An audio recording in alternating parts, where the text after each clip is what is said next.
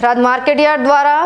અકસ્માતમાં મૃત્યુ પામેલાના વારસદારોને 18 લાખ રૂપિયાના ચેક આપવામાં આવ્યા હતા। દી ખેતીવાડી ઉત્પન્ન બજાર સમિતિ થરાદ દ્વારા થરાદ તાલુકાના 10 થી 70 વર્ષ સુધીની વય જૂથના તમામ પ્રજાજનો માટે ₹1 લાખનો અકસ્માત વીમા કવચ લેવામાં આવે છે। જે અંતર્ગત મંગળવારના રોજ થરાદ માર્કેટયાર્ડના ચેરમેન શૈલેષભાઈ પટેલના અધ્યક્ષ સ્થાને board of directors secretary BM પટેલની ઉપસ્થિતિમાં અકસ્માતે મૃત્યુ પામનાર થરાદ પંથકના 18 મૃતકના વાલી વારસોને ₹1 લાખના ચેક અર્પણ કરવામાં આવ્યા હતા। આજે રોજ